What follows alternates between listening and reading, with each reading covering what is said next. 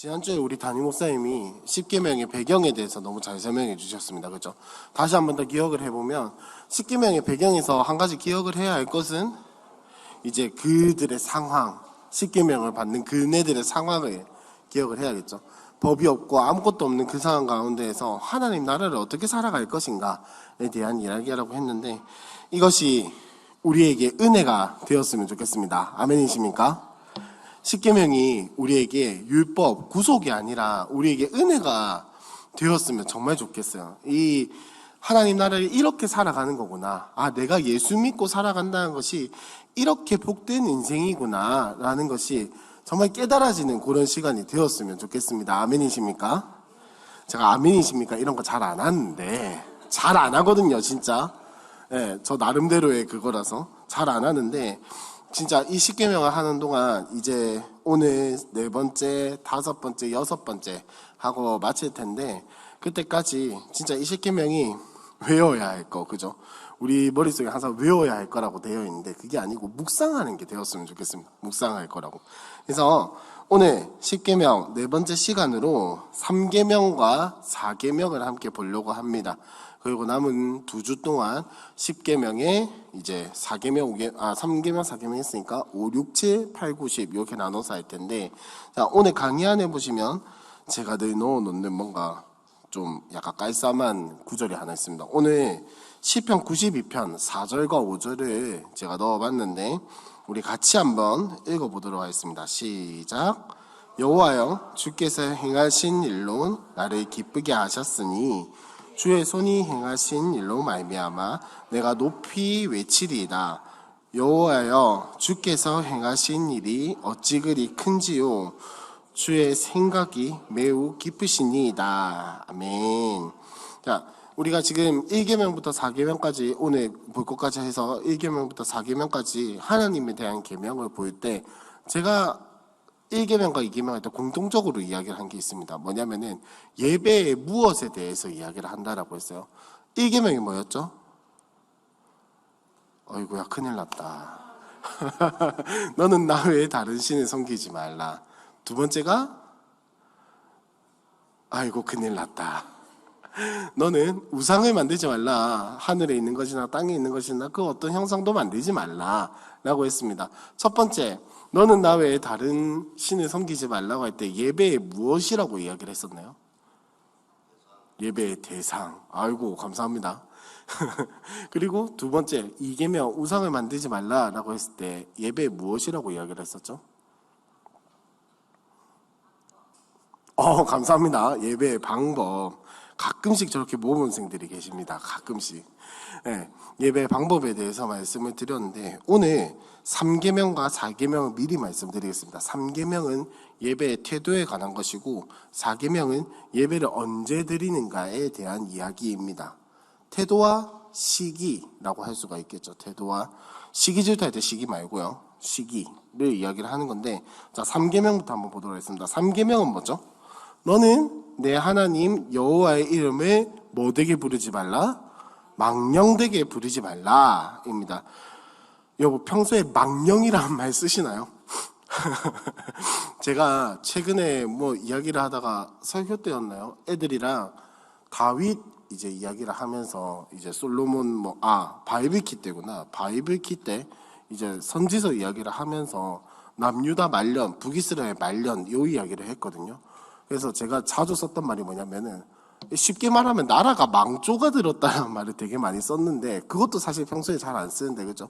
망령 누구 보고 저런 망령된 말을 하고 자빠졌노 이렇게 이야기 잘 안 하시잖아요, 그죠? 그러니까 망령이라는 단어가 우리가 쉽게 쓰는 말이 아니다 보니까 이게 무슨 말인가, 그죠? 우리가 맨날 외우기로는 그래 하나님 이름 망령되게 부르면 안 되지라고 하는데 문제는 망령이 뭔지, 그죠? 그게 정확하게 뭔지 모르니까 이제 이야기를 하는 건데 자 1번에 보시면 망령되다의 의미부터 한번 보자라는 겁니다. 망령되다의 의미. 이 망령되다라는 말에 담겨있는 속뜻은 3개가 있어요. 3개가 있는데 첫 번째는 뭐냐면은 헛되다입니다. 헛되다. 그러니까 쉽게 말하면 너는 내 하나님 여호와의 이름을 헛되게 부르지 말라는 거예요. 하나님 여호와의 이름을 헛되게. 자, 그러면 헛되게 하는 마음이 뭘까요? 헛되게 하나님의 이름을 부른다? 라고 하면은 혹시 뭐 떠오르는 거 없으신가요? 그죠? 없으신 게 정상이긴 해요. 예. 헛되게 부르는 게 뭐냐? 쉽게 말하면 이런 거겠죠. 예수님이 주기도문을 제자들에게 가르쳐 주시면서 덧붙이신 말이 있습니다. 너희는 기도를 할 때, 네? 맞아요. 중언부언하지 말라.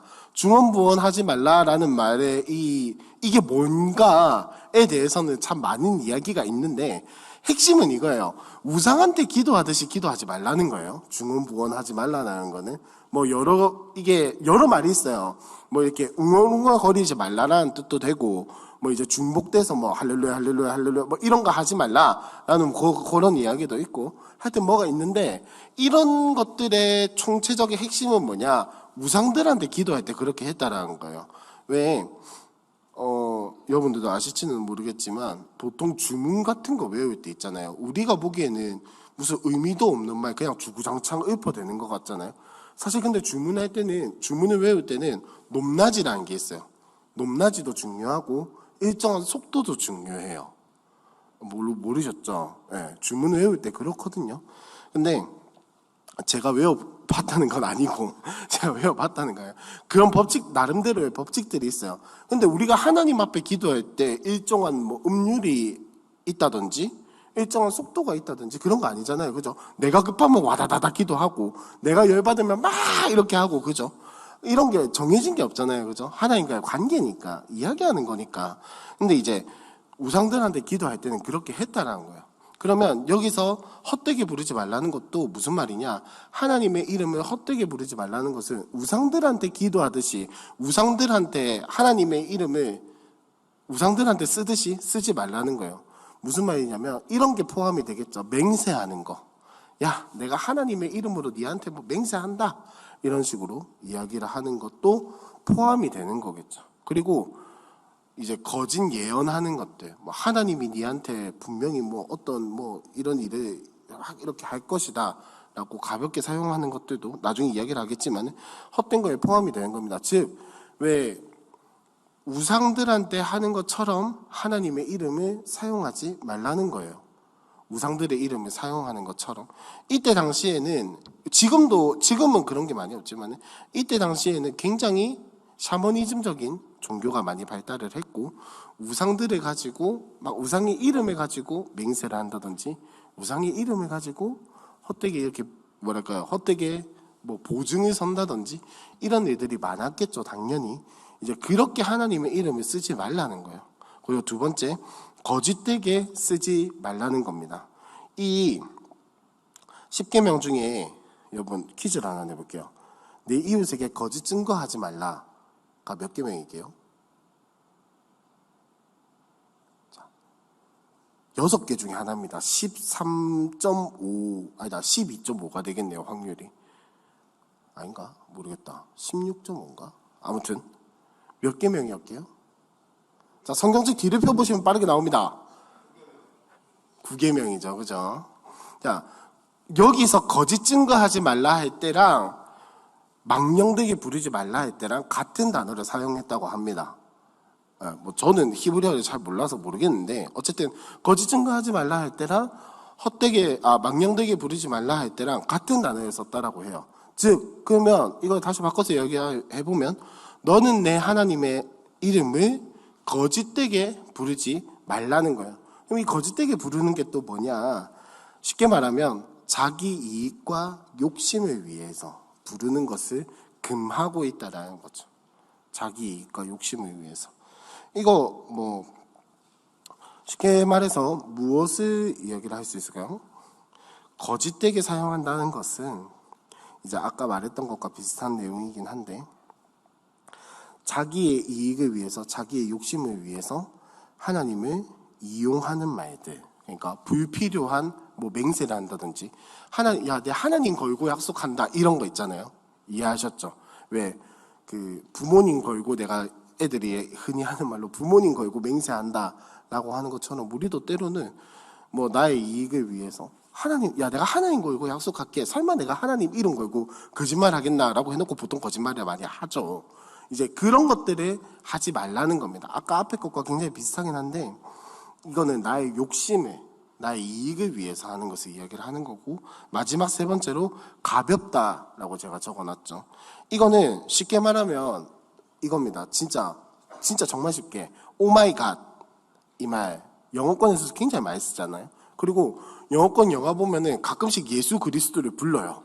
Jesus Christ 하면서, 맞죠? 근데 보통 그런 상황 하면은 오마이 갓은 그래도 괜찮아요. 좀 놀랬을 때나 우리도 왜 놀래거나 이러면 어이구 주여 이러잖아요. 그죠? 근데 Jesus Christ 이런 거는 보통 보면은 아우 젠장 할 때나 어유 이러면 할 때 약간 비속어처럼 써요. 영어 문화권에. 우리나라는 그래도 괜찮아. 우리나라도 근데 가끔 보면은 주어가 너무 남발될 때가 있기는 해요. 가끔 보면. 그런데 이제 그런 것들도 하나님 입장에서는 하지 말라라고 이야기를 하시는 거예요. 왜? 하나님의 이름을 너무 가볍게 여긴다라는 거예요. 왜 우리 진짜 저희 부모님이 가끔 제가 수요성경대학 하는 거 영상을 보신다고 하는데 일단 미리 사과하고 제가 뭐 열받을 때 어이구 박민철 이렇게 안 하거든요. 저희 아버님이 박민철인데 뭐 저희 어머님이 장선한다 힘들다 어이구 장선아야 이렇게 안 한단 말이에요. 근데 우리는 너무 쉽게 때로는 어이구 주여 이렇게 나도 모르게 한다라는 거예요. 영어권에서는 그게 더 심하겠죠. 우리는 기독교 문화권이 아니잖아요. 거기는 기독교 문화권이란 말이에요. 심심하면 이제 뭐 지저스 크라이스트 뭐 오마이갓 막 할 때 이렇게 하는데 이제 그런 것 또한 우리가 물론 하지 말라는 거 아닙니다. 나도 모르게 주여가 나와요. 그죠? 근데 이제 이렇게 하는 게 너무 습관적이지 않은가. 내가 진짜 주님을 찾고 싶어서 내가 너무 놀래서 하나님을 보고 싶어서 주여라고 하는 건지 아니면 나도 모르게 습관적으로 하는 건지는 이게 생각보다 우리가 너무 가볍게 생각하고 있지는 않나라는 이야기를 하는 겁니다. 그래서 자기 욕심을 위해서 거짓 맹세하는 것이라고 제가 적어놨잖아요. 그죠? 그 밑에 이 등호라고 하죠. 이 두 이자 같은 꼴 그거 해놓고 밑에 한번 적어보셨으면 좋겠습니다. 자신을 위해 우상을 만드는 것. 자신을 위해 우상을 만드는 것. 하나님의 이름을 가지고 내 욕심을 위해서, 나의 만족을 위해서, 나의 무엇인가를 위해서 거짓 맹세하고 헛되게 사용하고 거짓되게 사용하고 가볍게 사용하는 것이 결국은 우상을 만드는 것과 다를 바가 없다라는 겁니다. 세상 사람들이 의지하고 믿지 않는 사람들이 우상을 섬기는 사람들이 의지하고 자기 마음대로 그 신을 땡겨와서 사용하려고 하고 내 마음대로 그 신을 컨트롤하려고 하는 그것과 하나님의 이름을 망령되게 부르는 게 다를 바가 없다라는 말이에요. 그럴 거면 부처를 부르지. 그럴 거면 저기 또 뭐가 있죠? 신이? 하여튼 마호메트를 부르지. 다를 바가 없다라는 거예요. 그래서 우리가 이거에 대해서 한번 잘 생각을 해봤으면 좋겠습니다. 자, 그러면 하나님은 이름에 대해서 왜 이렇게 민감하냐? 그죠? 이름에 대해서 왜 이렇게 민감하실까? 두 번째, 2번에 보시면 이름은 괄호랑 연결되어 있다라고 했는데 존재입니다. 존재. 이름은 존재와 연결되어 있습니다. 자, 무슨 말이냐면 특히나 이걸 우리가 잘 생각해야 하는 게 그냥 하는 말이 아니고 우리가 세례 지난번에 유아 세례 했잖아요. 그죠? 돌아오는 주에는 이제 학습과 세례를 베풀 텐데 유아 세례 할 때 담임 목사님이 누구의 이름으로 세례해 주시죠?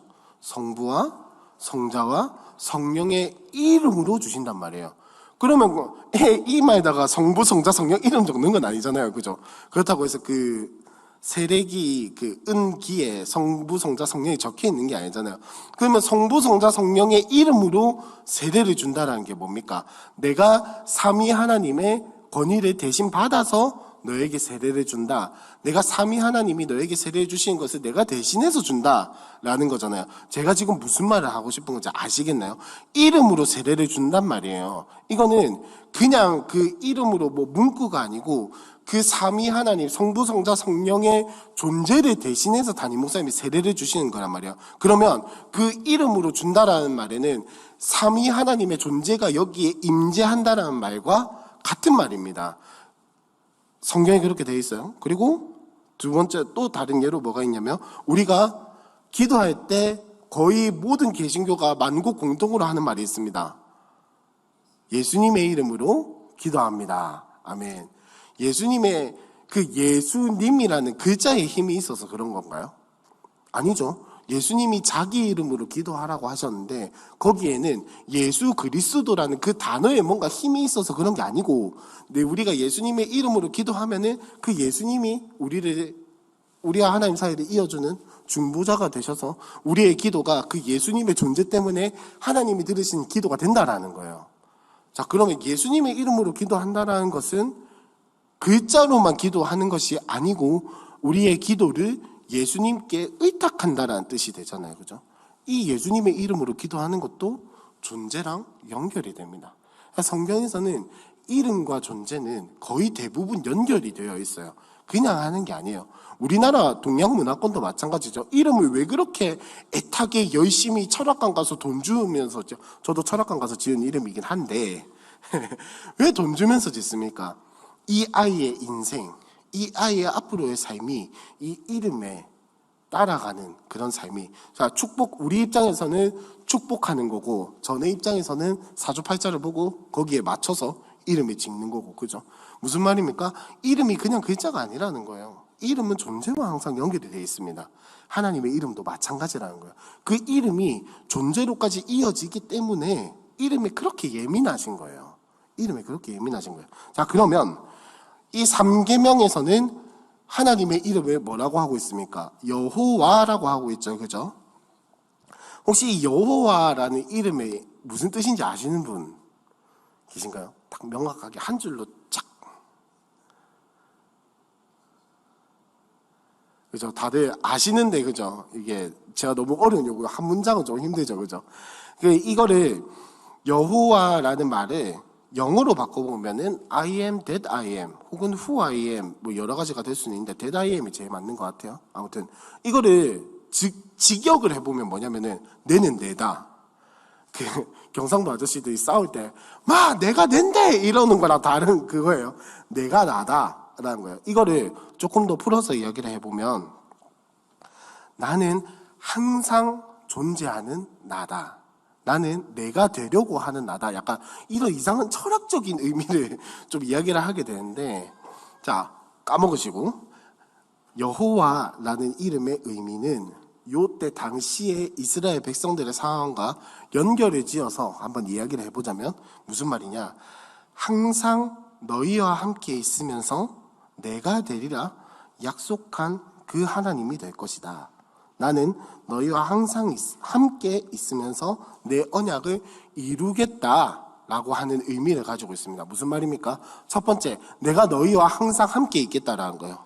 그리고 두 번째, 내가 너희에게 말한 그 하나님이 되겠다라는 겁니다. 그리고 마지막 세 번째, 내가 너희에게 한 약속을 지키겠다고 말한 그 하나님이 되겠다라는 거예요.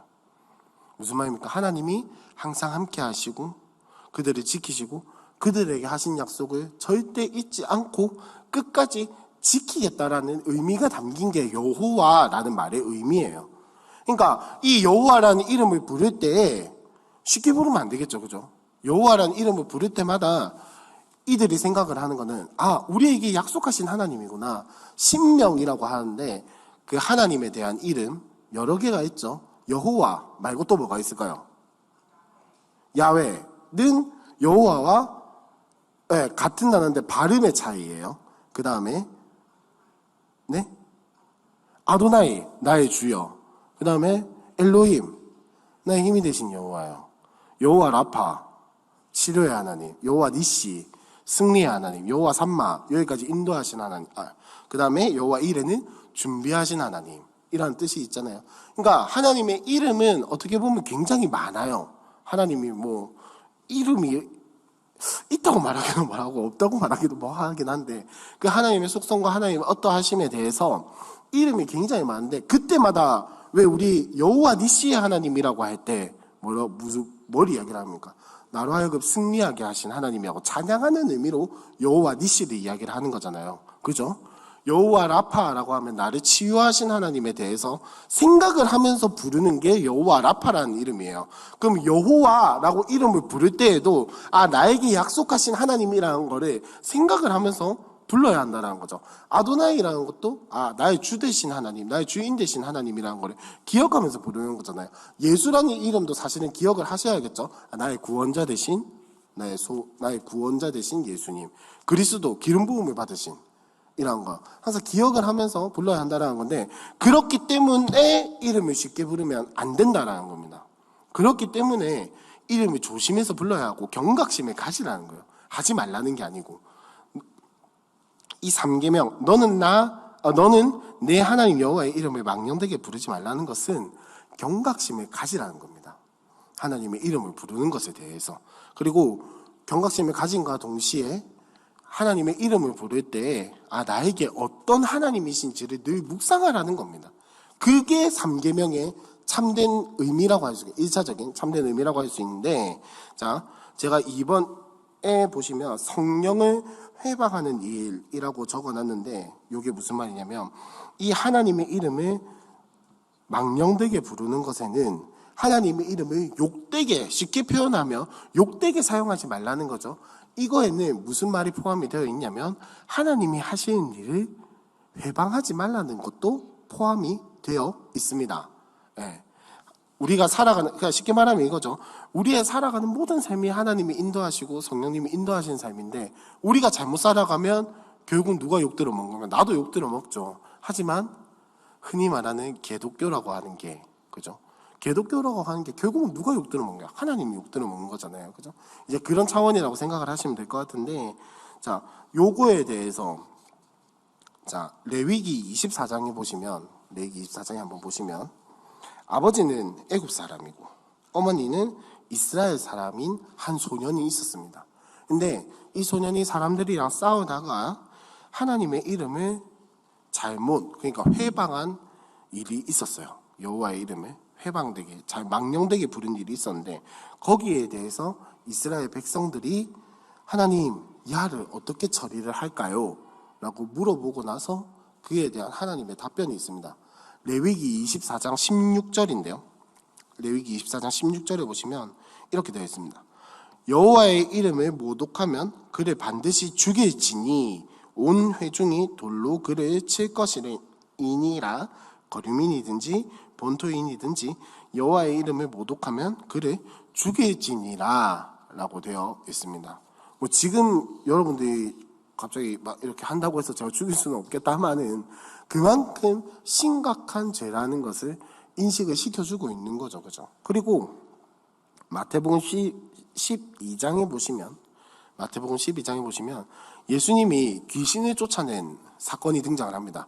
그러고 나서 바리새인들이 예수님한테 뭐라고 이야기를 하냐면, 자 봐라, 저 사람은 하나님의 이름으로 귀신을 쫓아낸다 하면서 귀신의 왕인 바알세불의 힘으로 귀신을 쫓아내는 사람이다 라고 이야기를 합니다.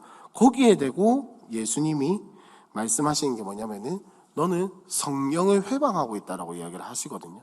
그러니까 쉽게 말하면 지금 우리가 3계명을 보고 있으니까 3계명의 관점으로 이야기를 하자면 바리새인들이 예수님 보고 이렇게 이야기를 한 거예요. 자 봐라, 너는 하나님의 이름으로 귀신을 쫓아내는 것이 아니라 마귀의 이름으로 귀신을 쫓아내고 있다. 마귀의 왕의 이름으로 귀신을 쫓아내고 있다 라고 이야기를 하니까 거기에 대한 예수님의 답변이 뭐냐? 너는 성령을 회방하고 있다라는 겁니다. 그러니까 쉽게 말해서 하나님의 이름을 망령되게 부르지 말라는 거에는 우리의 삶과 우리의 행동을 통해서 하나님의 이름을 망령되게 듣게 하지 말라는 것도 포함이 되어 있다라는 겁니다. 그러니까 우리의 삶을 통해서, 그러니까 이런 거죠. 우리의 삶이 곧 하나님의 이름을 부르는 것이라는 겁니다. 하나님의 이름을 부르는, 우리의 삶이 하나님의 이름을 부르는 거예요. 자, 이게 무슨 말이냐? 3번으로 넘어갈게요. 3번에 보시면 예배에 괄호 되어 있는데 이게 뭐냐? 예배의 태도라는 것입니다. 예배의 태도라고 적으시면 될 것 같습니다. 그래서 자, 예배라는 것이 결국은 무엇이냐? 아까 읽었던 시편 92편 4절 5절에 보면 아주 잘 나와 있죠. 그죠? 예배 드리는 것이 뭡니까? 하나님께서 나에게 행하신 일에 내가 기쁘고 감사해서 하나님이 하신 일로 말미암아 내가 높이 외치고 감사하고 찬양하고 하나님을 부르는 것이 하나님께 드리는 예배예요. 예배라는 거 뭐냐? 하나님께서 나에게 주신 것에 대해서 내가 반응하는 게 예배입니다. 그래서 예배의 순서에는 이런 의미가 담겨 있어요. 인내송하고 하는데 뭐냐면은 하나님께서 우리를 부르신 것을 이야기를 해요. 예배에 항상 첫 순서에는 뭐가 들어가야 하냐면 하나님께서 우리를 부르신다라는 거. 자, 우리 늘 인정해야 하는 게 뭐냐면 예배의 자리로 나오는 것 또한 하나님께서 부르셨기 때문에 나올 수 있다라는 겁니다. 제가 진짜 저희 애들한테 진짜 많이 강조하는 게 뭐냐면 네가 지금 오기 싫어서 비비 꼬우면서 앉아 있어도 네가 여기에 올 수 있는 거는 하나님이 부르셨기 때문에 올 수 있는 거라고 늘 강조를 하거든요. 그러니까 예배라고 하는 것은 하나님이 부르신 사람이 아니면 드릴 수 없는 게 예배입니다. 그게 하나님께서 일하시는 방법이에요. 그러니까 예배라고 하는 것은 하나님께서 부르신 것에 대해서 내가 반응하고, 또 예배 시간에 우리가 무엇을 듣죠? 말씀을 듣잖아요. 그죠? 하나님께서 나에게 말씀하시는 거, 하나님께로부터 내려온 것에 대해서 내가 반응하는 것이 기도예요. 찬양하고 결단하는, 그게 예배의 흐름입니다. 무슨 말이냐? 예배는 하나님께서 주신 것에 대한 반응이에요. 그렇다면 우리의 삶 또한 마찬가지로 이 큰 개념에서 봤을 때에는 예배입니다. 나의 삶, 하나님께서 나에게 주신 나의 삶, 나의 생명, 나의 일터, 나의 가정, 내가 속해 있는 그 어떤 모든 자리에서 하나님께 반응하는 것이 예배고 우리의 삶이라는 겁니다. 자, 그러면 우리의 삶에서 하나님의 이름을 망령되게 부르는 것도 가능하다라는 거죠. 욕 듣는 것뿐만이 아니더라도 내가 하나님의 말씀대로, 하나님 나라의 그 삶대로 살아가지 못한다면은 그 또한 마찬가지로 하나님의 이름을 망령되게 부르는 것과 다를 바가 없다라는 거예요. 그 이야기를 하고 있는 겁니다. 그래서 하나님을 중심에 두고 하나님을 만나고 감사하는 예배가 우리에게 필요하고, 이것은 여기서 드리는 예배뿐만 아니라 우리의 삶에서도 마찬가지다라는 거죠. 그래서 정확하게 기억이 안 나는데 누가 이런 말을 한 적이 있어요. 예배가 끝나고 예배당 문을 열고 나가는 그 순간부터 시작이 된다고. 무슨 말인지 이해하셨죠? 예배라는 것은 여기서 드리고 우리가 주일날, 수요일날, 금요일날 새벽 기도 때 드리는 것만이 예배가 아니라는 거예요. 저 문을 열고 나가서 삶을 살아내는 그 순간들이 진짜 예배 현장이라는 겁니다. 그래서 우리는 예배의 태도를 잘 생각을 하고, 우리가 이 하나님의 말씀에 대해서, 그리고 하나님께서 우리에게 주신 그 삶에 대해서 반응하고, 하나님께서 우리에게 주신 은혜와 사랑과 그 복음의 사실들에 대해서 반응하고 그것을 따라 닮아가기 위해서 살아가는 모든 순간들이 예배고 하나님의 이름을 부르는 순간들이란 말이에요. 그렇다면 우리는 조금 더 우리의 삶을 조심조심 살아갈 필요가 있겠죠. 너무 이게 그러니까 뭐랄까요? 막 이렇게 하지 말라는 건 아닌데, 그러니까 우리의 삶이 하나님께서 하나님을 부르는 것이라고 생각을 한다면, 삶에 내가 말하는 것들, 내가 행동하는 것들, 그리고 내가 사람을 대하는 것들, 내가 일을 하는 태도, 자세, 이런 것들이 다 하나님의 이름을 부르는 것이라면 조금 더 우리는 어떻게 하면 하나님의 이름을 망령되게 부르지 않을 수 있을까? 어떻게 하면 내가 하나님께 반응할 수 있을까? 내가 어떻게 하면 하나님의 뜻대로 성령을 방해하는 것이 아니라 성령을 따라 살아갈 수 있을까를 고민하게 될 거다라는 말씀을 드리고 싶습니다. 그래서 영과 진리로 드리는 예배가 우리에게 필요하다는 거. 자, 영과 진리로 드린다라는 것은 옛날 개역 한글 성경에는 어떻게 되어 있었죠? 신령과 진정으로 라고 되어 있었죠.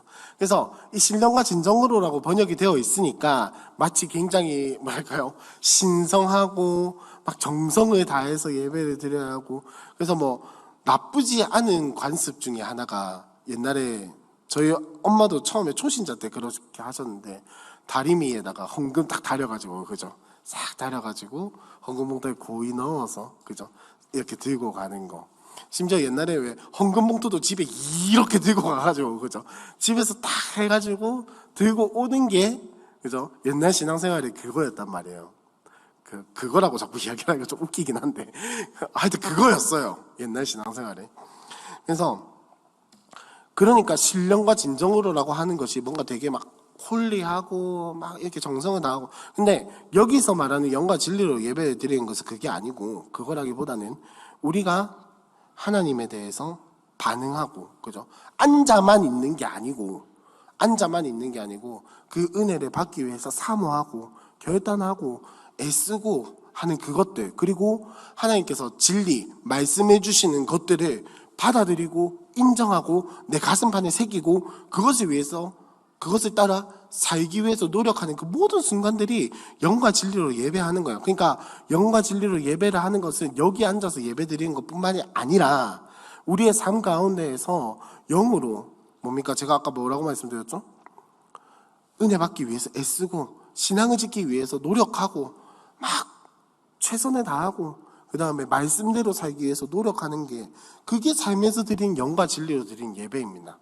그러니까 우리는 그것을 위해서 끊임없이 노력을 해야겠다. 3계명이 하나님의 이름을 가볍게 부르고 헛되게 부르고 거짓되게 부르는 여기서 끝난 것이 아니라 우리의 삶까지 나아가게 된다면 우리의 삶을 통해서 하나님의 이름을 불러야 하는데, 그거 어떻게 부를 거냐?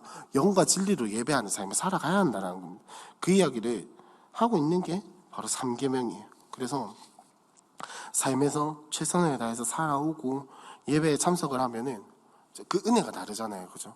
그냥 일주일 동안 에라 모르겠다 이러면서 살다가 오면은 흔히 말해서 말하는 마음이 굳는 거, 마음이 굳어서 오는데, 진짜 그 일주일 삶 동안 잘 되든 잘 되지 않든 애쓰고 고군하고 분투하는 그 삶을 살고 예배 자리에 오면 딱 다르잖아요. 무슨 말이냐?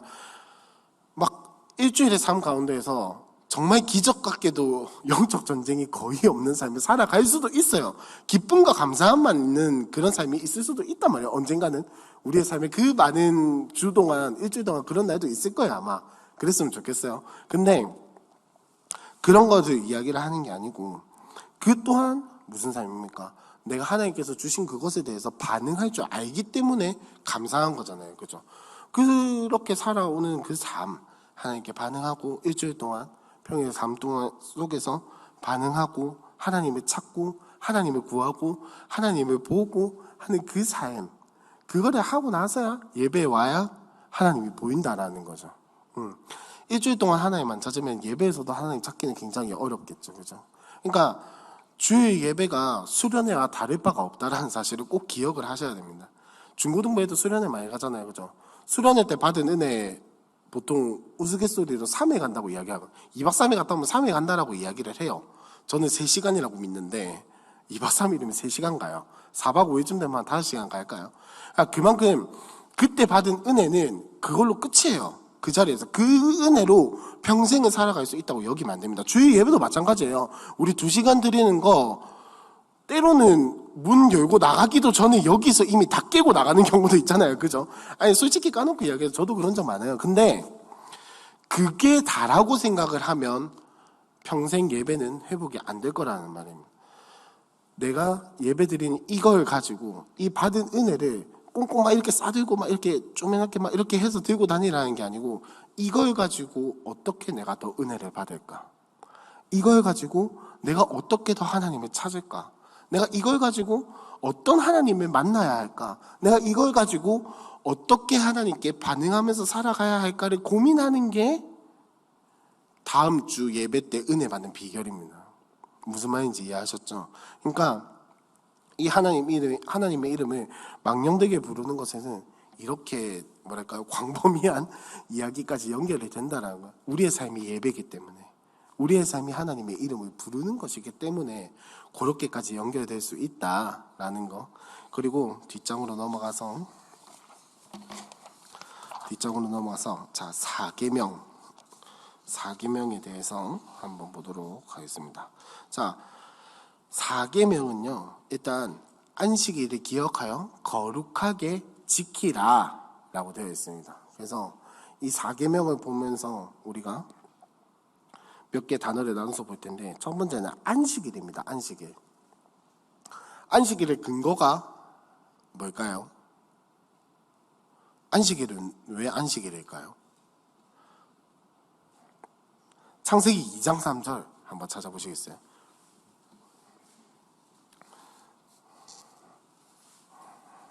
창세기 2장 3절. 찾으셨으면 우리 다 같이 한번 읽어보도록 하겠습니다. 창세기 2장 3절요. 시작.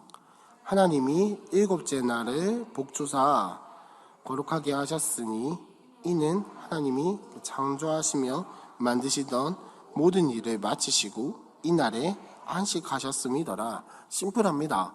하나님이 쉬셨기 때문에, 하나님이 안식하셨기 때문에 안식일이 된 거예요. 자, 그러면 지금 날짜 계산법으로 안식일은 무슨 요일일까요? 토요일이에요. 그죠? 자, 그러면 우리는 토요일을 지켜야 할까요? 일요일을 지켜야 할까요? 그거에 대해서 이야기를 하려고 지금 강의안을 뽑아온 거예요. 그죠? 자, 뭐 다 아시겠지만은 한번 정리한다는 차원에서 우리가 한번 이야기를 해봤으면 좋겠습니다. 자, 안식일은 사실 지금 날짜 계산법으로 하면 토요일이 돼야 맞아요. 토요일이 돼야 맞아요. 그래서 저기 어디 한 이단에서는 토요일 날 예배를 드려요. 그래서 주일 나가면 통통 비어 있어요. 거기는. 예, 토요일 날 제일 북적북적하고. 저희 집 근처에도 하나 있는데 진짜 그래요. 토요일은 북적북적해요. 그리고 제가 그쪽으로 산책을 많이 다녀가지고 거기 앞에 보면 예배 시간 간판에 보면은 토요일 날 예배가 딱 돼 있어요. 안식일 이렇게 해가지고 토요일 딱 예배가 되어 있어요. 자, 지금 날짜 계산법으로 하면 토요일이 안식일이 돼야 하는 게 맞는데, 자, 왜 안식일이 주일이냐라고 하는 거는 조금만 이따가 설명하도록 하고요. 창세기 2장 3절에 보니까 하나님이 일곱째 날을 어떻게 하셨다고요? 복 주시고 거룩하게 하셨다라고 되어 있죠. 그죠? 자, 그리고 더 넘어가서 하나님이 일곱째 날에 안식하셨다라고 되어 있는데, 자, 강의 안에 조금 생략을 한 게 있어요. 안식일의 근거 두 번째 보시면 일곱째 날을 거룩하게 하셨다는 말의 의미는 이라고 되어 있는데, 거기 이제 안식도 같이 포함을 시켜주시면 일곱째 날을 안식하시고 거룩하게 하셨다는 말의 의미가 무엇인가 라고 할 때요. 자, 안식하게 하셨다라는 것은, 자, 한번 이제 적으실 수 있으면 한번 적어보시면 좋겠는데, 안식하셨다는 것은 뭐냐면은 모든 역사가 그리고 모든 창조가 하나님의 계획과 목표를 따라서 이제 이루어졌다라는 것을 보여주기 위해서입니다. 자, 다시 한번 더 하면은 하나님께서 하나님의 목적과 계획에 따라 창조하시고 역사를 이끌어 나가신다, 경영해 나가신다, 뭐 하여튼 이렇게 적으시면 될 것 같습니다. 무슨 말이냐면, 여러분, 하나님이 쉬셔야 하나요? 하나님이 안식이 필요하신 분인가요? 쉼이 필요하신 분인가요? 뭐 모르겠어요. 하나님 마음이 정확하게 어떤지 정확하게 모르겠는데, 하나님은 하나님의 그 속성과 이런 것들 상 봤을 때는 하나님은 딱히 쉼이 필요하신 분은 아니에요. 그죠? 하나님은 뭐 지치기를 하세요. 체력이 뭐 그거 하기를 하세요. 뭐 근력이 약해지게 하세요. 뭘. 그죠? 하나님은 딱히 쉼이 필요하신 분이 아니에요. 근데 창조하시고 나서 쉬었다라고 되어 있어요. 이거에 대해서 이상하게 여긴 적 없으세요? 저는 이게 왜 저만 이상한가요, 지금? 쉰다고 하면은 보통 힘드니까, 체력을 비축해야 하니까, 뭔가 회복해야 하니까 쉰다고 하는 건데, 하나님은 딱히 그런 게 필요 없으심에도 불구하고 일곱째 날은 안식하셨단 말이에요. 저만 이상하죠, 그죠? 그래서 이 안식하셨다는 게 왜 안식하신 것일까에 대해서 이야기를 하자라는 건데, 하나님께서 일곱째 날을 안식하신 이유는 뭐냐면은, 하나님께서 이 안식하셨다라는 것은 하나님과의 관계로 모든 것을 이끌어 드린 거예요. 무슨 말이냐면, 자, 첫째 날부터 여섯째 날까지는 다 만들어지고 각자의 일을 감당을 했어요. 그죠? 각자가 받은 것들을 감당을 하고 뭔가 막 바쁘게 진행이 됐어요. 하나님과 교제하는 것에 대해서는 이야기가 전혀 없단 말이에요. 일곱째 날에 하나님께서 안식하셨어요. 무슨 말이냐? 세상 모든 만물과 이런 것들을 하나님께로 집중을 시키는 거예요. 쉽게 말하면. 그래서 이 일곱째 날에 하나님과 관계하도록, 하나님의 계획과 목적이 무엇이냐? 이 첫째 날부터 여섯째 날까지 모든 것을 만물을 창조하신 이유가 뭐예요? 하나님이 잘나서? 하나님이 전능하니까 그거 보여주기 위해서? 하나님이 사람을 왜 만드셨어요? 사람과 관계하기 위해서. 그 하나님의 사랑과 이런 것들을 사람으로 하여금 알게 하기 위해서 일곱째 날에 쉬셨다라는 겁니다. 무슨 말인지 이해하셨나요? 첫째 날부터 여섯째 날까지 만드시고 나서 그 다음에 뭔가를 더 만드실 수도 있고 아니면 1일부터 6일까지 하고 땡칠 수도 있어요. 맞잖아요. 그죠? 근데 왜 굳이 7이 되어가지고 일곱째 날에 쉬었냐? 하나님과 관계하기 위해서, 쉬기 위해서가 아니에요. 하나님 입장에서는, 우리 입장 말고요. 하나님 입장에서는 쉬어야 해서, 회복해야 해서, 뭔가 한숨 돌리고 가야 해서, 이게 아니고 세상 만물과 관계하고 교류할 수 있는 날을 지정을 해놓으신 거예요. 물론 이제 첫째 날부터 여섯째 날까지 만들면서 교류하고 할 수도 있겠죠. 하지만 특별히 일곱째 날만큼은 거기에 온 신경과 마음과 이런 것들 다 쏟기 위해서, 그래서 거룩하게 하신 거예요. 거룩하게 하셨다가 뭡니까? 구별했다는 거예요. 신성하다 뭐 이런 게 아니에요. 일곱째 날은 하나님께서 특별히 구별하셔가지고 하나님과 관계하도록 만들어 놓은 날이 일곱째 날 거룩하게 하시고 안식하셨다는 거예요. 그게 일곱째 날의 의미입니다. 하나님 입장에서는. 자, 그렇다면 우리 입장에서 이 일곱째 날에 대해서 보게 되면 무슨 말입니까? 첫째 날부터 여섯째 날까지 열심히 해요. 할 수 있는 것들. 내가 하나님께서 주신 나의 사명들과 소명들을 열심히 감당해요.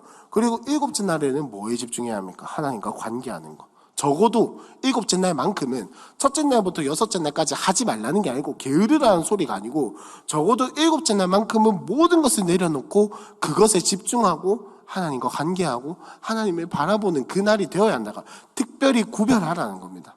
특별히 구별해가지고 하나님을 보라는 거예요. 첫째 날부터 여섯째 날까지는 좀 혼재하고 아침에 일어나서 뭐 새벽기도 하든지 하여튼 혼재하다가 일곱째 날만큼은 딱 구별해서 하나님을 바라보라는 거예요. 그러니까 교회에서 주일날 섬기는 것들, 이 모든 것들이 일만 해서는 이 계명을 어기는 게 되는 거예요. 일만 해서는 이 계명을 어기는 거예요. 그 섬김을 통해서 하나님을 볼 수 있어야 하고, 그 섬김을 통해서 은혜를 구할 수 있어야 하고, 그 섬김을 통해서 하나님을 만날 줄 알아야 진짜 이 4계명을 지키는 거란 말이에요. 일만 하면은, 일과 하나님이 만나는 것이 분리가 되면은 주일을 지키지 못하는 겁니다. 주일에만큼은 적어도 일을 통해서, 섬김을 통해서 하나님을 만날 줄 알아야 성숙한 그리스도인이라고 할 수가 있겠죠. 물론 아니, 쉽지는 않더라고요. 어려워요. 우스갯소리로 왜 제가 하루는 인터넷을 보다가 재밌는 걸 하나 발견했어요. 누가 엄마 나 학교 가기 싫어 이랬다더라고요. 엄마의 대답이 뭐였게요? 그래도 가야지 라고 하고 뭐라고 했어요? 네가 선생인데.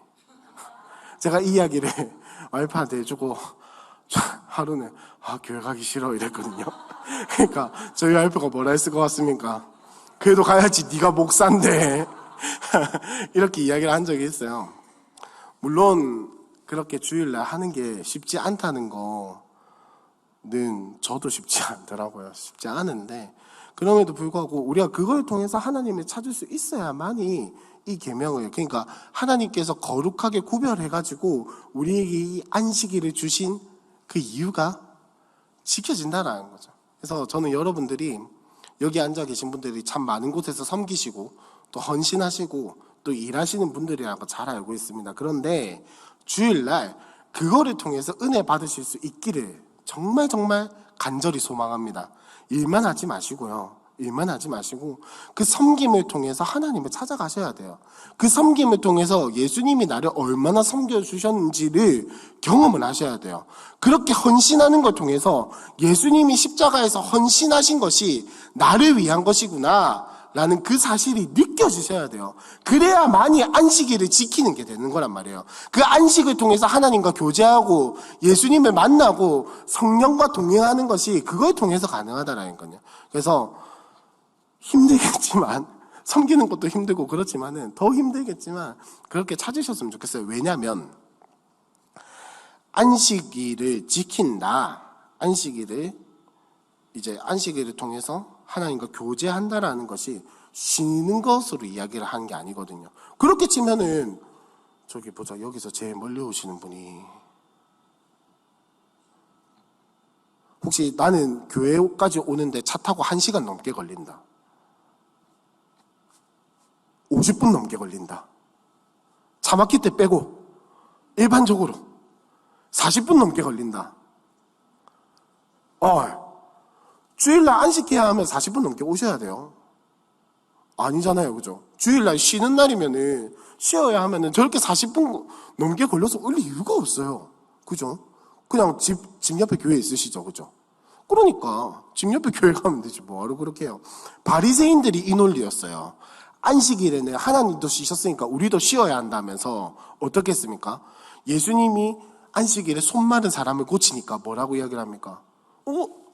저 안식일에 계명 범했다. 이렇게 이야기하잖아요. 저 하나님 말씀 안 지킨다. 주일에 어디 감히 돈 쓰노? 이렇게 된단 말이에요. 좀 너무 비하 발언인가요? 주일에 택시 탔다. 이런단 말이에요. 약간 여담으로 합신이라는 교단이 있어요. 혹시 아시는지 모르겠다마는 합신이라는 교단이 있는데 그 합신이라는 교단이 시작된 게 뭐 때문이냐면 박윤선 박사님이라는 분이 계십니다. 박윤선 목사님이라는 분이 계신데 이 목사님이 주일날 사고를 한번 쳤어요. 뭐냐면은 한 선교사님이 우리나라에 들어왔는데 그 선교사님이 그 선교사님 출국하신 날이 하필 주일이 된 거예요. 하필 주일이 돼가지고 이제 그래도 환송은 가야 하잖아요, 그죠? 첫 번째 환송하러 갔는데 택시에 타고 왔어요. 시간이 조금 늦어져서.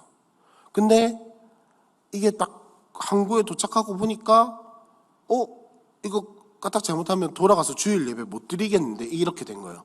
교회 예배 시간이 안 맞게 된 거라 아무리 빨리 가도. 그래가지고 어떻게 했냐면 그 항구에서 모여가지고 예배를 드렸어요.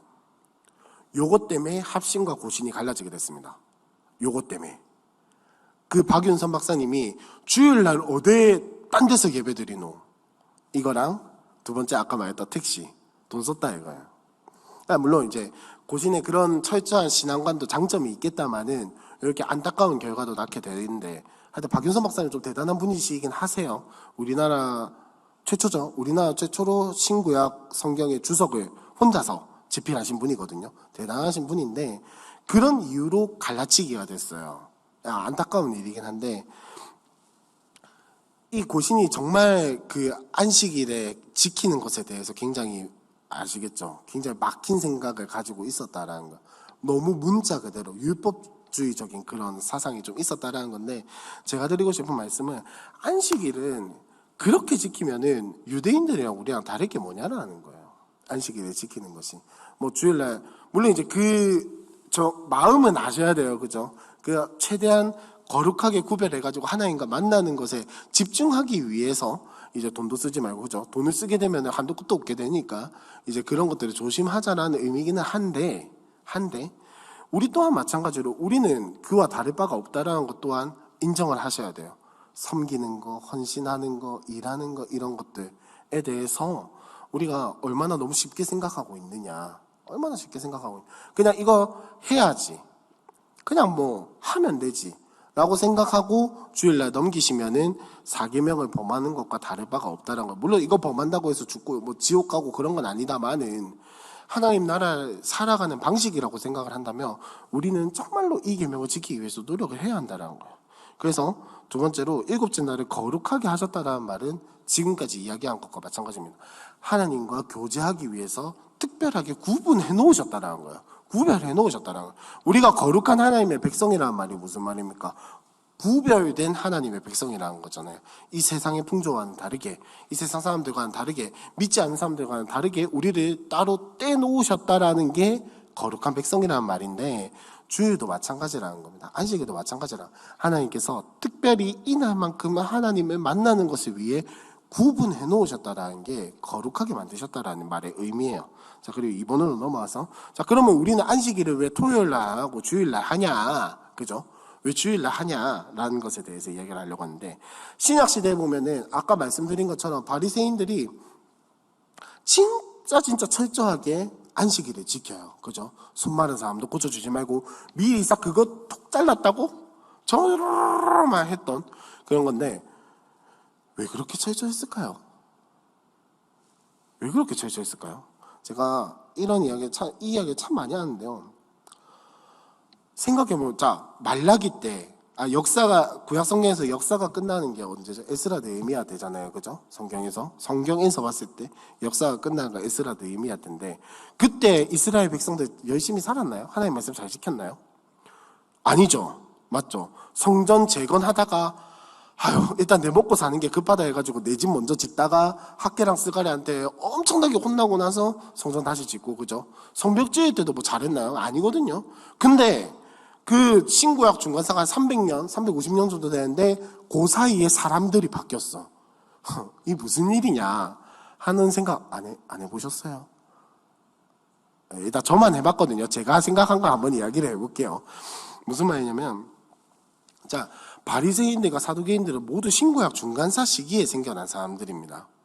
다 그래요. 옛날부터 있었던 사람들이 아니에요. 무슨 말이냐면, 그 에스라 느헤미야가 끝나고 나서 마태복음이 시작하는 그 시점까지, 그 300년에서 350년의 기간에 뭔가 이스라엘 사람들, 유대인들의 생각에 뭔가 전환이 있었다라는 거예요.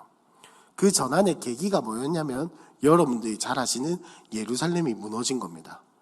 그래서 무슨 말이냐면, 그 남유다 사람들, 북이스라엘이 멸망하고 나서 남유다가 멸망할 때까지 한 100 몇십 년, 20, 30년 남짓의 기간이 있었거든요.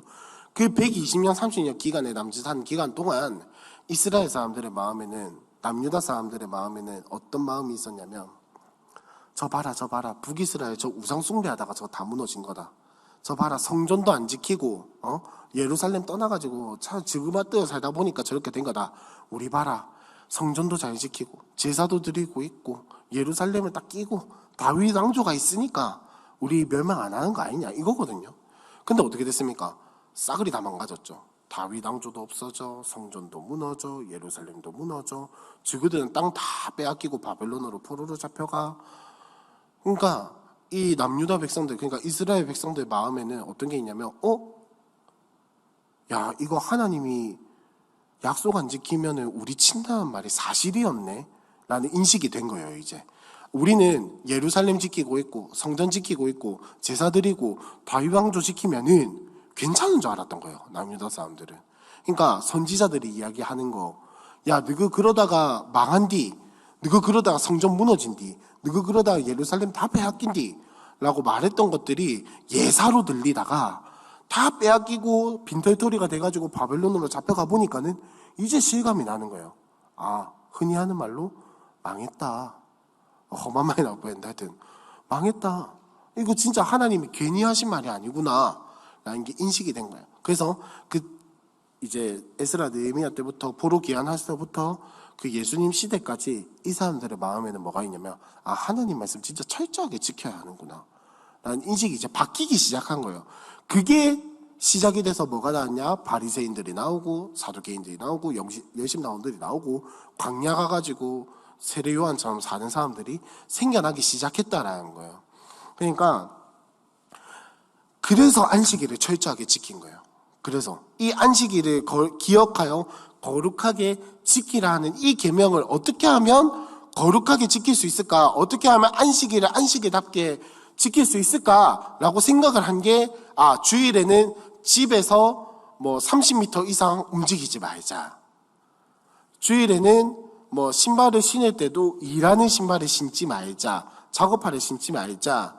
뭐 주일에는 돈 쓰지 말자. 주일에는 뭐 이제 행색도 이런 것도 작업복 이런 거 입지 말자라고 하는 규정들이 막 생겨나기 시작한 거예요. 그러면서 이제 안식일에 밀 이삭을 잘랐다, 안식일에 손 많은 사람을 고쳤다, 이런 것들이 계명이 되기 시작한 거예요. 사실 계명이 아닌데, 성경 그 어디에도 나와 있지 않은 계명인데 계명이 되어버리기 시작한 거예요. 그렇게 철저하게 지켰던 이유가 뭐라고요? 아, 이렇게 살면 하나님이 진짜 치시네? 라고 했던 그 인식, 그것 때문에 안식일을 그렇게 철저하게 지켰는데, 자, 예수님이 죽으시고 부활하신 뒤에 사람들이 모였던 날은 언제냐? 안식 후 첫날입니다. 안식 후 첫날. 자, 그러면 잘 생각해 보세요. 예수님이 부활하신 걸 기념하기 위해서 안식 후 첫날에 모였거든요. 그럼 예수님은 무슨 요일에 죽으신 걸까요? 자, 안식일 토요일, 안식 후 첫날 일요일. 예수님은 죽으셨다가 며칠 만에 부활하셨죠? 3일 만에. 일, 토, 금. 그래서 고난주간 금요일에 정사 예배를 드리는 겁니다. 이해하셨죠? 네. 금요일날 정사 예배를 드리는 거예요. 그래서 금요일날 성찬식을 하는 거예요. 보통. 우리 교회 했나? 아무튼 금요일날 성찬식을 하는 교회도 있습니다. 그래서 하여튼 다음 부활주일 때 한번 잘 생각해 보시고, 그죠? 그때까지 기억하실 수 있으면 잘 기억해 보시고. 어쨌든 주일이라고 하는 것은 신약 시대에 넘어와서 안식일을 위해서 지키는 게 아니에요. 예수님이 우리를 위해서 죽으시고 부활하신 것을 기념하기 위해서 우리가 이제는 안식일을 지키는 것이 아니라 어떻게 보면은 매주 부활절을 지키고 있는 겁니다. 어떻게 보면 매주 부활절을 지키고 있는 거예요. 4월 달에 드리는 그것만 부활절이 아니고 우리는 매주 부활절을 지키는 거예요. 왜? 이 주일을 지키는 것이 매주 우리를 위해서 죽으시고 부활하신 그 예수님을 기념하는 것이기 때문에, 그렇기 때문에 우리는 주일을 지키는 겁니다. 이제 그 안식일도 물론 중요하죠. 중요한데 그 정신을 가져와서 안식 후 첫날 예수님이 부활하신 그 날을 부활을 기념하며 드리는 것이 우리에게 주일이 되는 겁니다. 그렇기 때문에 뭐 안식일이 어떻고 저쩌고 이렇게 하면서 토요일에 예배 드려야 한다 이러면은 그냥 무시하고 집에 가세요. 무시하고 가세요. 그냥 누가 그런 이야기를 하면은 니는 아직 예수를 모른다 이러고 그냥 가버리세요. 그게 맞는 거예요. 만약 옆에 있는 분이 그러신다 하면은 한번 손잡고 물어보세요. 혹시 이단이세요? 라고 한번 물어보세요.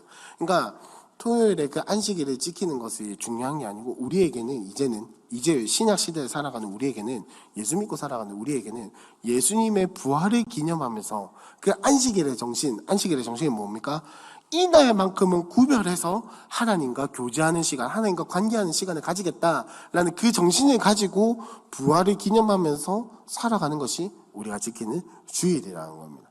그렇기 때문에 이걸 잘 기억하고 우리가 예배를 드리게 되면 3번에 주일은 예배와 축제의 날이 되는 겁니다. 주일은 예배와 축제의 날이 되어야 합니다. 무슨 말이냐? 예배가 무엇입니까? 하나님과 관계하는 거잖아요. 그렇죠? 하나님과 교제하는 거잖아요. 우리에게 오시는 하나님, 그리고 그 오신 하나님께 반응하는 우리, 그것이 예배예요.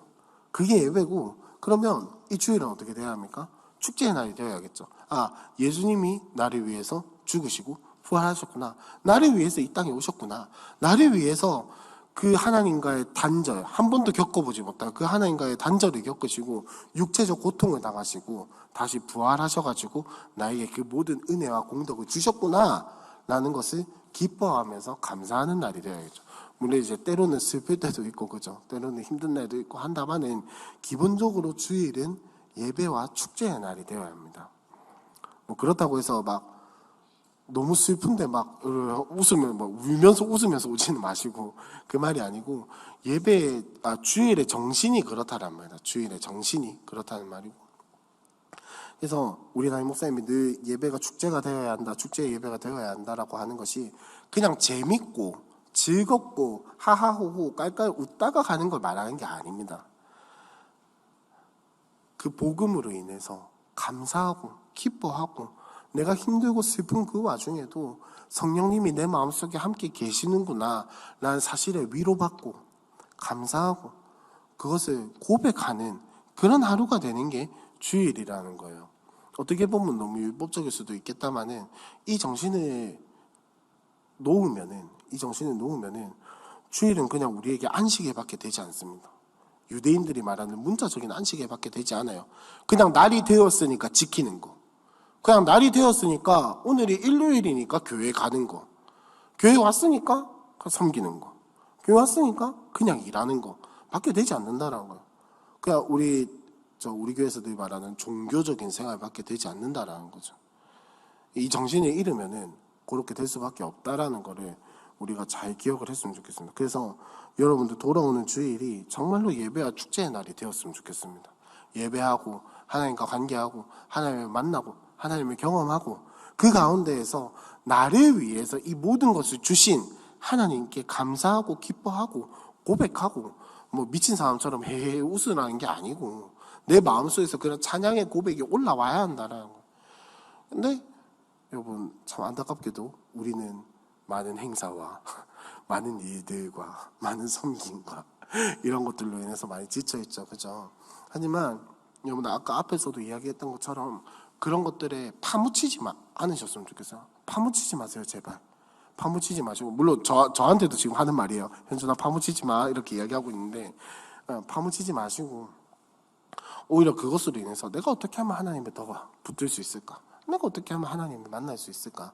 하는 그 고민을 하시면서 이제 예배를 드리셨으면 좋겠습니다. 그래서 이제 3계명과 4계명을 다시 한 번 더 정리를 하면서 오늘 마치려고 하는데, 자, 3계명 다시 한번 강의 앞으로 돌아가서 3계명을 다 같이 크게 한번 읽어보도록 하겠습니다. 시작. 나는 내 하나님 여호와의 이름을 망령되게 부르지 말라. 망령되다라는 게 무슨 말이라고 했죠? 헛되다, 거짓되다, 가볍다. 쉽게 말해서 하나님의 이름을 가지고 우상을 만드는 거, 하나님의 이름을 가지고 하나님의 마음대로 조종하려고 하고 하나님의 마음대로 내 마음대로 끌어당겨 오려고 하고 하나님께서 나에게 말씀하신 것으로 살아가는 게 아니라 내 뜻대로 하나님이 움직여주길 원하는 거, 그게 하나님의 이름을 망령되게 부르는 거라는 거예요. 근데 왜 그렇게 하면 안 되냐? 이름은 존재와 연결이 되어 있기 때문입니다. 그래서 이 여호와라는 이름에 담긴 의미가 무엇이냐? 나는 나다. 나는 나다. 나는 그 어떤 나냐? 나는 너희와 했던 약속을 지키고 싶어하는 나다. 나는 너희와 함께 하고 싶어하는 나다. 나는 너희의 하나님이 되길 원하는 나다. 그래서 이 여호와라는 이름 안에는 사실 하나님께서 우리에게 주신 모든 언약들이 다 포함이 되어 있는 거예요. 하나님이 우리에게 주신 언약의 핵심은 뭘까요? 저는 이렇게 생각해요. 나는 너의 하나님이 되고 너는 내 백성이 될 것이다 라고 하는 게 모든 언약의 어쩌면 한 줄 요약이 아닐까라고 생각해요. 나는 내 하나님이 되고 너는 내 백성이 되리라 하신 그 하나님이 이 여호와라는 이 말에 모든 것이 다 담겨 있다라는 거예요. 내가 어떤 하나님이냐? 나는 난데 어떤 나냐? 나는 너의 하나님이 되고 싶고 너는 내 백성이 됐으면 좋겠어 라고 하는 것이 여호와라는 이름 안에 포함이 되어 있기 때문에 우리는 이 여호와라는 이름, 하나님이라는 이름을 쉽게 가볍게 헛되게 거짓되게 불러서는 안 된다라는 거예요. 그래서 이렇게 하는 것이 결국은 뭐냐? 하나님이 하시는 일을 방해하는 것이다, 회방하는 것이다라는 거예요. 그래서 그거에 대한 예로 뭐가 있습니까? 레위기 24장에 나오는 그 사람, 그리고 예수님이 귀신을 쫓아내니까 저 봐라, 바알세불의 힘입어서 귀신을 쫓아낸다고 지적했던 그 바리새인들에게 예수님이 하신 말씀이 뭡니까? 너는 지금 성령을 회방하고 있다라고 이야기를 하셨죠. 그죠? 그거를 우리가 기억을 한다면 예배의 태도가 달라질 수밖에 없어요. 왜냐? 예배라는 것이 뭐냐? 하나님의 이름을 부르는 것이거든요.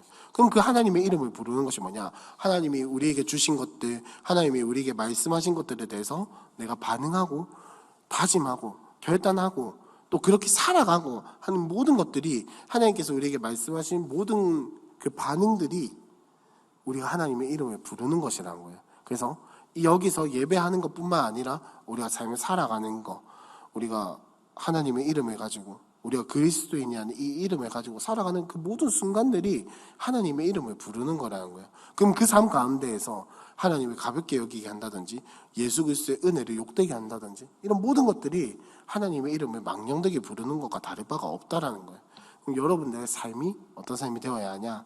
예배하는 삶이라는 거죠. 그래서 우리의 예배하는 이 순간뿐만 아니라 우리가 살아가는 그 모든 순간이 하나님이 중심에 두고 하나님을 만나고 감사하는 그 모든 순간들이 된다면 우리가 정말로 하나님의 이름을 망령되게 부르지 않는 삶을 살아갈 수 있다는 거죠. 그래서 영과 진리로 드리는 예배, 영과 진리, 하나님을 찾고 간절히 부르고 간절히 만나기 원하고 사모하고 은혜를 사모하고 은혜를 찾아가면서 그 다음에 그 말씀을 따라 살아가는 그 삶을, 그리고 그런 예배를 우리가 드릴 수 있었으면 좋겠습니다 라고 말하는 게 제 3계명이에요. 하나님의 이름을 망령되게 부르지 말라. 그리고 뒷페이지로 넘어가면 4계명을 보시면, 자, 4계명 다 같이 한번 읽어볼까요? 시작. 안식일을 기억하여 거룩하게 지키라. 안식일이라는 것이 뭐죠? 하나님이 천지를 창조하실 때 첫째 날부터 여섯째 날까지 열심히 세상을 창조하시고 일곱째 날에 안식하셨어요. 근데 이 일곱째 날에 안식하실 때 뭐라고 하셨냐? 일곱째 날을 복되게 하시고 거룩하게 하셔서 일곱째 날을 안식일로 만드셨다, 지정을 하셨다라고 하는데, 자, 거룩하게 하셨다라는 것이 무엇이냐? 특별히 구분을 시켜놨다라는 거예요. 특별히 구별을 시켜놨다라는 거예요. 왜? 이날만큼은 하나님과 관계하고 하나님을 만나는 것에 집중하기 위해서. 물론 이제 첫째 날부터 여섯째 날까지 그 모든 순간에 우리가 관계하고 또 하나님을 찾고 만나고 이렇게 할 수 있다마는 일곱째 날만큼은 구별해서 만나자라는 거예요. 일곱째 날만큼은 구별해서 만나자라는 거예요. 데이트할 때 날짜 딱 정해놓고 데이트하는 것처럼, 그런 것처럼, 그죠? 그래서 이 안식한다는 것이 무엇이냐? 결국은 하나님과의 관계라는 겁니다. 그래서 모든 역사, 그리고 모든 만물, 모든 것들이 하나님의 계획과 하나님의 그 목적 안에서 이루어지고 있음을 보여주는 것이 안식하는 거예요. 아무것도 안 하셨다라는 거예요. 왜? 이 모든 만물을 창조하시고 세상을 창조하신 목적이 뭐냐? 하나님과 우리가 만나고 관계하고 하나님이 우리를 통해서 하나님 나라를 보이시고 우리는 그 하나님 나라를 누리면서 살아가는 그 모든 것들이 이제 일곱째 날에 안식하셨다라는 것을 통해서 함축해서 보여주고 있는 거죠. 그리고 두 번째로, 그러면 구약에서 안식일이라고 한다면 토요일을 지키는 게 맞는데 왜 우리는 주일을 지키냐? 신약에서 안식일이 어떻게 됐냐라고 한다면은, 신약 시대에는 안식일을 정말 철저하게 지켰어요. 왜? 성전이 있다고 해서, 다윗 왕조가 있다고 해서 우리가 무사한 게 아니구나라는 인식이 들었기 때문에, 그래서 철저하게 말씀을 지키기 위해서 했지만 그 또한 결국은 어떻게 됐죠? 종교 생활이 돼버렸잖아요. 그거를 깨기 위해서 예수님이 오셨고 우리 위해 죽으셨고 부활하셨고 하늘에서 지금도 우리 위해서 중보하고 계신데, 이제 그거를 기념하기 위해서 안식 후 첫날에 모여서 주일로 기념을 한 것이 이제 일요일에 예배를 드리게 된 것입니다. 무슨 말이냐? 우리는 이 안식일의 정신을 가지고 우리를 위해서 죽으시고 부활하신 그 예수님을 기념하는 것이 더 합당한 삶이라는 거예요. 그래서 우리가 주일날 예배를 드리는 것이 일주일마다 매주 부활절을 지키는 거랑 마찬가지다, 다를 바가 없다라고 말씀을 드렸습니다. 그래서 이 주일은 부활을 기념하는 날입니다. 부활. 그러니까 4월달만 부활절이 아니에요, 사실은. 금요일마다 예수님의 죽으심을 기억하기는 좀 힘들겠지만 적어도 주일만큼은 예수님의 부활을 기념하고 감사하는 게 우리가 지금 주일을 지키는 정신이라는 거죠. 자, 그러면 주일은 어떻게 되어야 하냐?